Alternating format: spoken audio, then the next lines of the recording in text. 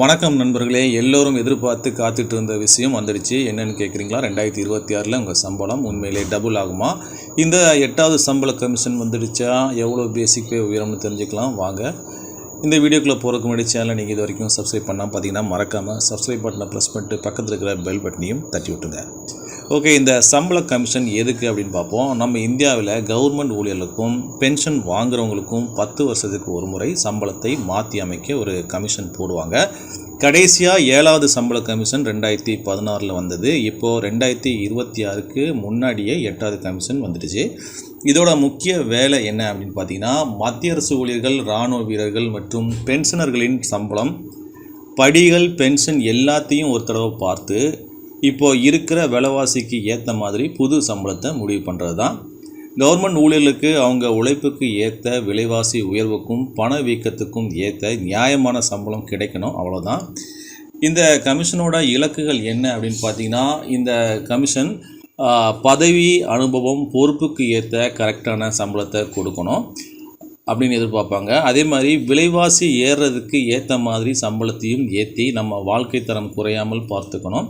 இதுக்கு தான் ஃபிட்மெண்ட் ஃபேக்டரை முடிவு பண்ணுவாங்க. வீட்டு வாடகைப்படி, பயணப்படி, மருத்துவ செலவு, கல்வி செலவுன்னு எல்லா படிகளையும் ஒழுங்குபடுத்துவாங்க. பென்ஷன் சிஸ்டத்தை ரொம்ப எளிமையாக்கி பென்ஷன் வாங்குறவங்களுக்கும் நல்லது செய்யணும். ஃபிட்மெண்ட் ஃபேக்டர்னால் என்ன, சம்பளம் எவ்வளோ கூடும் அப்படின்னு பார்த்தீங்கன்னா, ஃபிட்மெண்ட் ஃபேக்டர் அப்படிங்கிறது உங்களுடைய பழைய அடிப்படை சம்பளத்தை இந்த ஃபேக்டரால் பெருக்கினால் புது அடிப்படை சம்பளம் எவ்வளோன்னு தெரிஞ்சுக்கலாம். 7வது கமிஷனில் இந்த ஃபேக்டர் 2.57 இருந்துச்சு. அதனால் சம்பளம் சுமார் 23.55% உயர்ந்தது. 8வது கமிஷனில் இப்போது ஊழியர்கள் 3.68 கேட்குறாங்க. ஆனால் பொதுவாக இது 3.68 முதல் 3.85 வரை இருக்க வாய்ப்பு இருக்குதுன்னு சொல்கிறாங்க. ஸோ அப்படின்னா சம்பளம் எவ்வளோ உயரலாம் அப்படின்னு பார்த்தீங்கன்னா, இந்த 3.85 ஃபேக்டர் கிடைச்சா அவங்க சம்பளம் மொத்தமாக 40% முதல் 45% வரை உயர வாய்ப்பு இருக்குது. இப்போதே ஒரு உதாரணம் பார்க்கலாம். இப்போதே சம்பளம் குரூப் டிக்கு பார்த்திங்கன்னா பேசிக்கு 18,000 ரூபாய். ஃபிட்மெண்ட் ஃபேக்டர் பார்த்திங்கன்னா 3.85 இருந்தால் புதிய சம்பளம் கிட்டத்தட்ட 69,300. ஸோ உயர்வு பார்த்திங்கன்னா 45%. அடுத்ததாக டிஏ மெர்ஜை பற்றி நம்ம தெரிஞ்சுக்கலாம். அதாவது இது வந்து விலைவாசி படி, விலைவாசி உயர்வுக்கு ஈடுகட்ட மாதம் கொடுக்குற பணம் தான் டிஏ மெர்ஜ் அப்படிங்கிறது. இந்த அதாவது 50% தாண்டும் பொழுது, டிஏ 50% தாண்டும் பொழுது அது அப்படியே உங்கள் அடிப்படை சம்பளத்துடன் நிரந்தரமாக சேர்த்துடுவாங்க.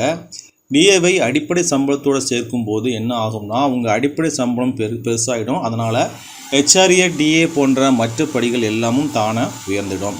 டிஏ 50% தாண்டிடுச்சுன்னா புது சம்பள கமிஷனும் வந்துடுச்சு அப்படின்னு அர்த்தம். அதனால தான் இந்த 8வது கமிஷன் வர்றதுக்கு முன்னாடியே டிஏ இணைக்கும் வேலை நடக்கும்னு எதிர்பார்க்கப்படுது. பென்ஷனுக்கு என்ன நிலை அப்படின்னு பார்த்தீங்கன்னா, சம்பள கமிஷன் வரும்பொழுது ஊழியர்களுக்கு மட்டும் இல்லை, பென்ஷன் வாங்குறவங்களுக்கும் மறுபடியும் பென்ஷன் கணக்கிடப்படும். ஏன்னா பென்ஷன் அடிப்படை சம்பளத்தை வச்சு தான் முடிவு செய்யப்படுது. ஃபிட்மெண்ட் ஃபேக்டரை வச்சு பார்க்கும்போது பென்ஷனர்களுடைய பென்ஷன் தொகையும் 30% முதல் 45% வரை உயர வாய்ப்பு இருக்குது.